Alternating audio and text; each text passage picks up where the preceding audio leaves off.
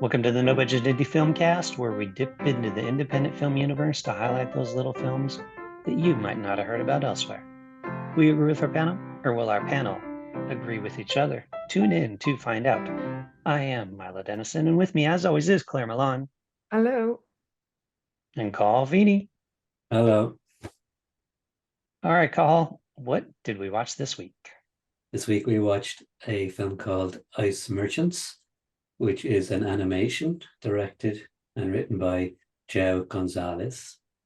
It was nominated for an Oscar in 2023, although didn't win.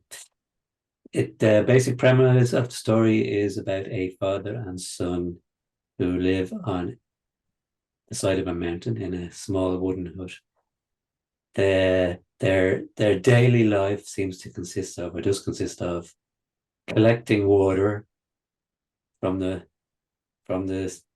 snow from the mountain, turning it into ice, and then bringing it down to the village in the valley below. Now, how they bring it down to the village is the one key aspect of it, and one really cool aspect of it, because they parachute down. The father carries his son and his little hose all in front of him, and they jump off the platform and free fall and then parachute down into the village below. And it's very, even though it's animation, it's really cool. The animation is very well done. They get down to the village, sell their rice, and come back. They have some sort of motorized pulley system which is powered by a motorbike. And that is their daily life, their daily existence.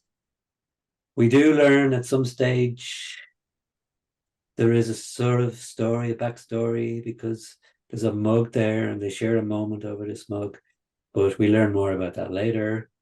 But one day, tragedy happens because the snow starts to melt, which threatens their lifestyle, their existence, and then the snowfall actually starts to threaten their hut too, and they have to make a difficult and, turns out, harrowing decision. I'll go on to the old spoiling of the film later on, but it's a very simple story. Animation is beautiful, and it's just a nice film. Oftentimes when I'm watching films like this, I'm looking for what's the story, what's the meaning behind it. Sometimes there isn't, and I think maybe in this case there isn't. It's just a nice kind of fable, you might say. Oh yeah, definitely. And it's amazing how animation can kind of capture an emotion.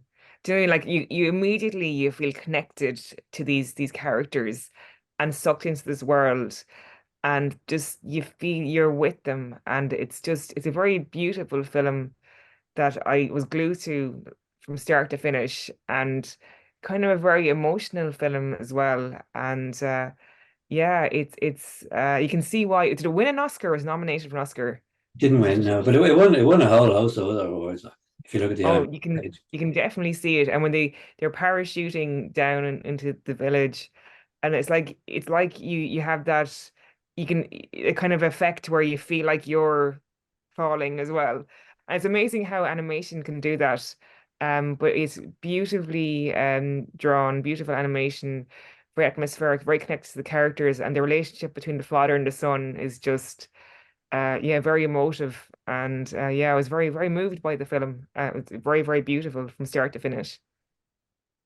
Yeah, it is a very sweet film, and I Mm. definitely agree with you guys on the animation. Like the where he's like kind of free falling and stuff. Just how well that animation is done to bring you into that feeling. Which I mean, for Yeah, you feel animation to be like able to do that is just mm, yeah, you really feel it, which is absolutely amazing. mm, Um, and you definitely have to just kind of buy into this world of like, why are they living in this precarious house on the mm. side of a mountain? How is it that the villagers can't get the thing? Why they only have one parachute? Like, like all this kind of stuff. So you do have to buy into the world for this film to work. It and the music as well, like it's very soothing. you could probably just put it on in the background and relax to it. I will say I did feel it was a bit long at 13 minutes. The parachuting scene was great, but it just kind of went on and on and on. And then even the bit at the end and stuff, you're like, okay, all right. So I did feel like it kind of drug a bit at a few points, but that's really just kind of being nitpicky. I think the relationship between the father and the son was beautiful, and the music really is what made this film, along with the animation. Yeah. I mean, I think like a lot of people in this new internet age, that when you have to commit to something, you look at a film and go, oh my God, 30 minutes, and you start watching it, and then there comes a moment then he says, oh, am I going to stay watching this? But with this film, I didn't have that. I was like Claire, I was captivated by the story and I was drawn into it. I liked as well the dad. He had these really long legs, so when he was falling off the platform, it sort of accentuated that sort of physical sort of movement. Thought that was very good. I'd also say as well, even though it's an animation, that when the kid was on the swinging at the top, it gave me the willies a bit. Like, is he gonna fall off? Oh my God! They had that kind of as if you were in motion. It's weird for that to happen in animation. Like I felt like I was going down a tunnel. Do you know? I mean, just even when they're falling, I felt like I was falling. Yeah, yeah, it's always interesting. Mhm. Yeah, it was funny too, like with the houses coming down, like how calm the dad is the whole time. Like the kids doing stuff, and the dad just kind of like grabs him and pulls him up, and he's just kind of real chill about it. Like Yes. it's kind of funny. It's like, okay, why is he? I don't know, not doing a bit more. Yeah, it is. It's a very austere, very simple lifestyle, and okay, it's an extreme example, obviously, but I'm sure there are communities like that.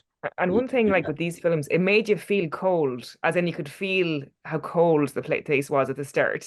So I thought that I love, yeah. So that the atmosphere they created was so alive that I could feel, oh my God, this like where they live, it must be horrible, you know. Yeah, I also think that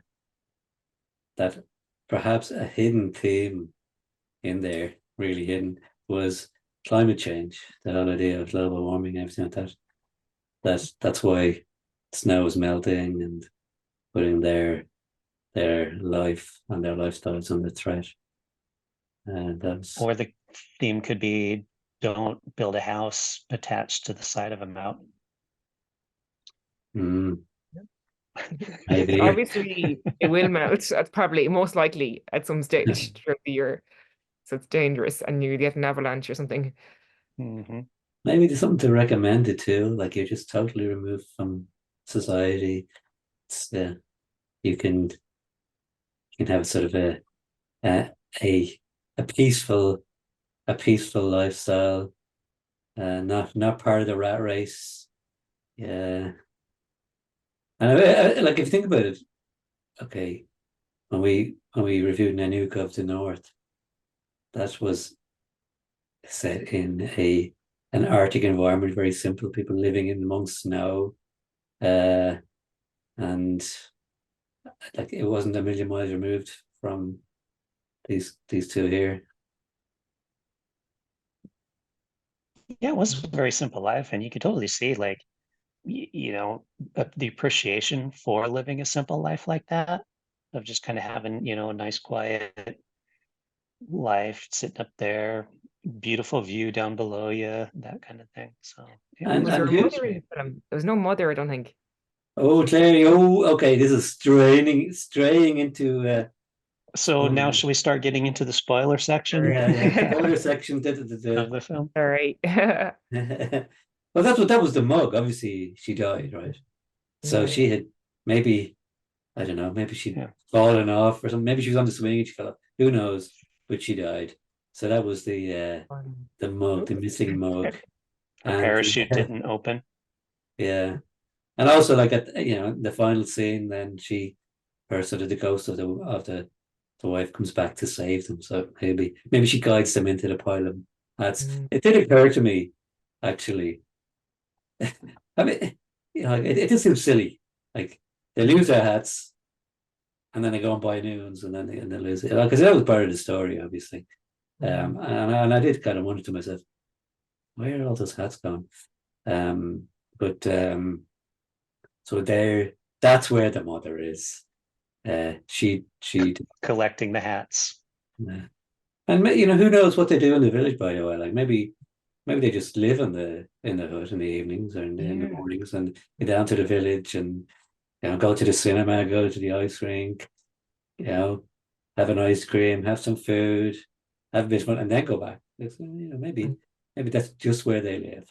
Yeah, there's a lot of possibilities. Like I wonder was this based on like a short story or something? It's yeah, I'd love to know. Or is this original maybe? Because it sound like kind of felt like a short story as well. It could be. You could imagine reading it. Yeah. It did. You're right. I mean, I did think, oh, is this kind of like sort of a Brothers Grimm sort of fairy tale sort of thing? And I looked it up. I just Googled it, and nothing came up. So I think this is Original. from the imagination of João Gonzalez, and it does sort of speak to the power of his imagination and human imagination to come up with a sort of a weird enough story, really. But glad he did. All right. Well, Claire, read it. Okay. Or me? I guess I can go first. Okay. Yeah, I can go first. So I just think it's a beautiful film, extremely atmospheric, very connected to the characters from start to finish, and really, really loved it. I'm gonna give it 5 stars. Yeah, I'm with you. I think it was really sweet. The music was fantastic. The animation was brilliant to actually bring you into the world. Like I said, I was being a bit nitpicky. I do think it is a bit long, and but that's just me being picky, really. So I'm going to go 4 stars. It was really nice.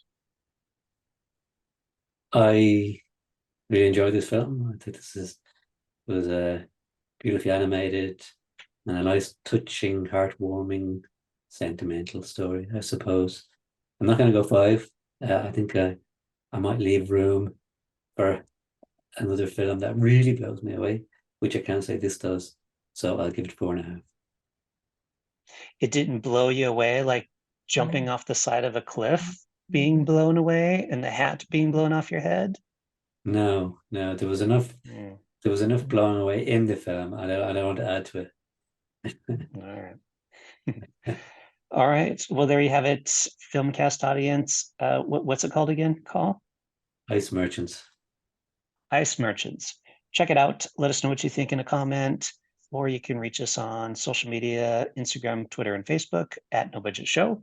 And with that, we'll say see you goodbye. And with that, see you next time. Whatever it is I usually say at the end. Bye. All right. Goodbye.